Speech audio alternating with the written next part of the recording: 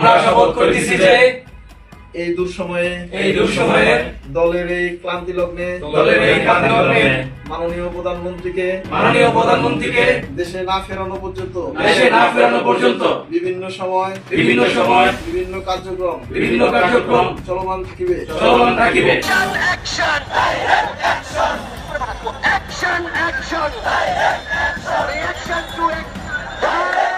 রাজনীতির মাঠে দর্শক, দেশ প্রবাস দূরে কিংবা কাছে বসে যারা আমাদের দেখছেন, আশা করি সবাই ভালো আছেন। এই মুহূর্তে পাওয়া খুবই গুরুত্বপূর্ণ একটা সংবাদ আপনারা দেখতে চলেছেন। টাইটেল, থাম্বনেল এবং শিরোনাম দেখে বুঝতেই পেরেছেন ভিডিওটি কত গুরুত্বপূর্ণ। দর্শক, খুবই চাঞ্চল্যকর কিছু ঘটনা দেশে ঘটতেছে। অবশ্যই এই বিষয়ে আপনাদের খেয়াল রাখা উচিত। যেহেতু ভিডিওটি ক্লিক করেছেন সেহেতু আপনাকে ধন্যবাদ জানাই। বিশেষ করে আপনার কাছে আবদার রাখবো, অবশ্যই এই বিষয়ে কমেন্ট করবেন, লাইক করবেন এবং চ্যানেলটি সাবস্ক্রাইব করে যাবেন এবং ভিডিওটি বেশি বেশি শেয়ার করে দিবেন। তো দর্শক, চলুন এই বিষয়ে আমরা বিস্তারিত তথ্যগুলো জেনে নিই।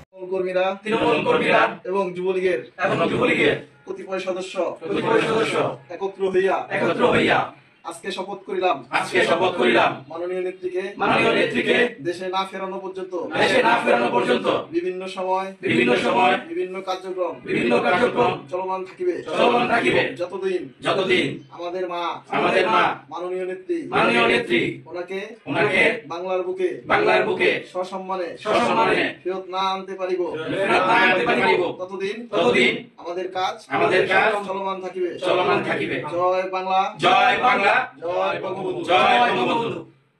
গতকালকে আপনার বাংলাদেশের প্রধানমন্ত্রী শেখ হাসিনার সঙ্গে আমাদের প্রধানমন্ত্রী নরেন্দ্র মোদী একটা 18 মিনিটের দীর্ঘ ফোন কল হয় এবং দীর্ঘ ফোন কলের পর তার একটা সম্মতিপত্র নিয়ে অন বিহাফ অফ বাংলাদেশ যাচ্ছেন মোদী সাহেব ট্রাম্পের সঙ্গে দেখা করতে, যে আপনিও করুন অথবা আমায় করতে দিন। সুতরাং আমি যেটা বলছিলাম আপনাদের, যে মার্চ মাসের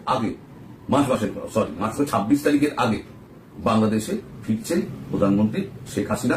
প্রধানমন্ত্রী হিসেবেই তিনি ফিরছেন এবং তিনি ওখানে ফিরে তারপর উনি যদি মনে করেন যে না আমি ফ্রেশ ম্যান্ডেট নিয়ে আসবো, আমি সংসদ ভেঙে দিলাম, এই যত এগুলো রয়েছে সেগুলোকে আমি সংসদ থেকে বাদ দিয়ে দিলাম, আমি ফ্রেশ ম্যান্ডেট নেবো এবং ফ্রেশ আমি মুখ নিয়ে আসবো, আমি নির্বাচনে দাঁড় করিয়ে তাদেরকে দিয়ে আমি দেশ চালাবো, তাহলে সেটা তার ব্যাপার।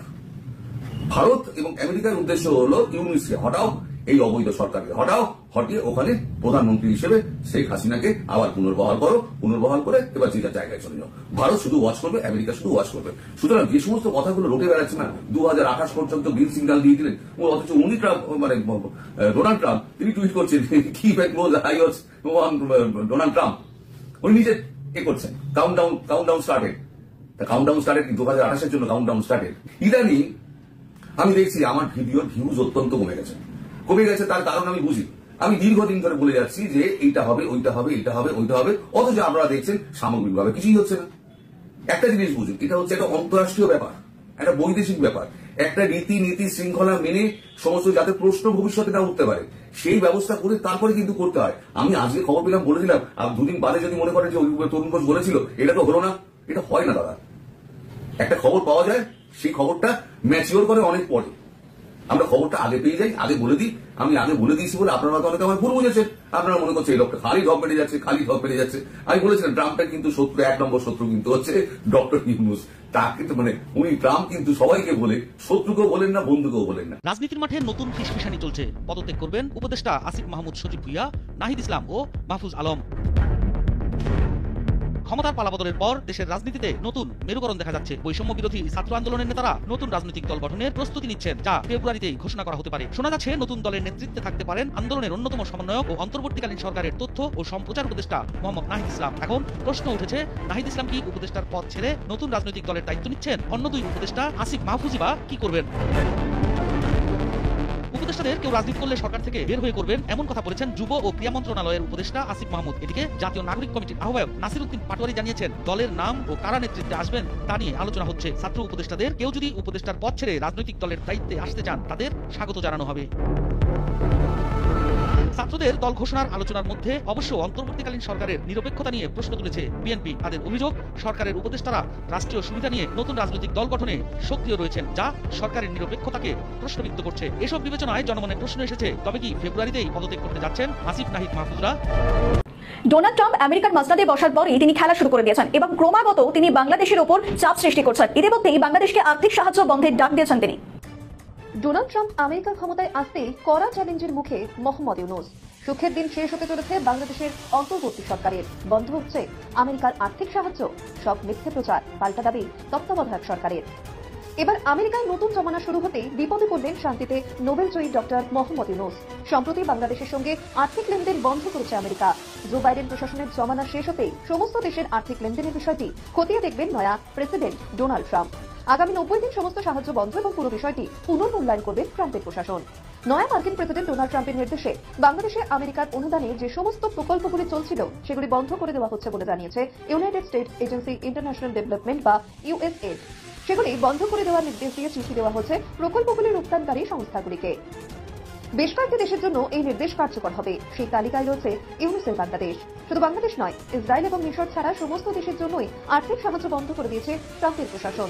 United states agency international development বা ইউএসএড বাংলাদেশে তাদের সব প্রকল্পের কাজ বন্ধের জন্য নির্দেশিকাও জারি করেছে। এই মর্মে বিভিন্ন প্রকল্পের পার্টনারদের কাছে নাকি ইউএসএড এর তরফ থেকে চিঠিও গিয়েছে।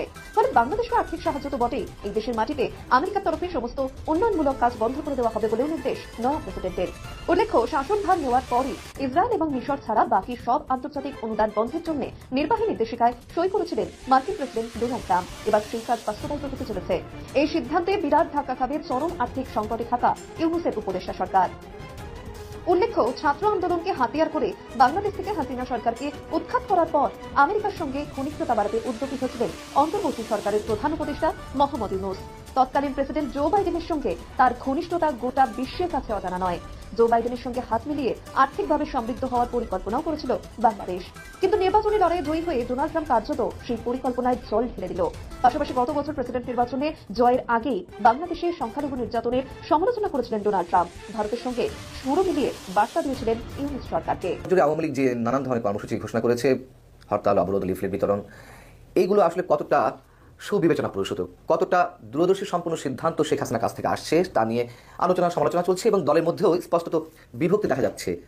তৃণমূলের নেতা কর্মীদের মধ্যে মিশ্র প্রতিক্রিয়া সৃষ্টি হয়েছে। প্রথমত হচ্ছে যে আওয়ামী লীগ এই ধরনের কর্মসূচি দিয়ে কতটা সফল করতে পারবে, কতটা লাভবান হতে পারবে। যেহেতু এই মুহূর্তে 5 আগস্টের পর থেকে দলীয় নেতাকর্মীরা, অসংখ্য নেতাকর্মীরা পলাতক রয়েছেন, আত্মগোপনে রয়েছেন। কেউ কেউ অনেক কাঠখড় পুড়িয়ে, অনেক দেন দরবার করিয়ে নানান কৌশলে এলাকায় ফিরতে শুরু করেছেন। কিন্তু দলের ফেসবুক পেজে যখন এ ধরনের কর্মসূচি ঘোষণা করা হলো, নিশ্চয়ই দলীয় প্রধানের নির্দেশে করা হয়েছে এবং প্রশ্ন উঠছে যে এই কর্মসূচি আসলে বাস্তবায়ন করবে কে?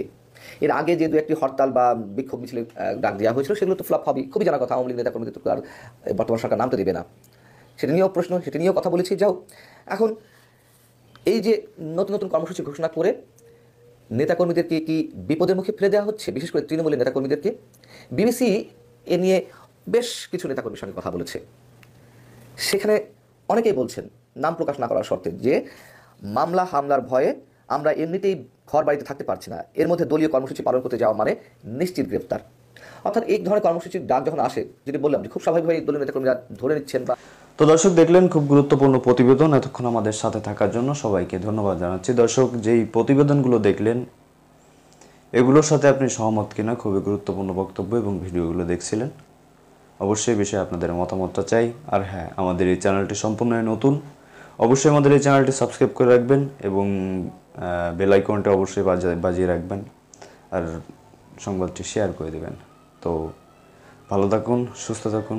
আসসালামু আলাইকুম।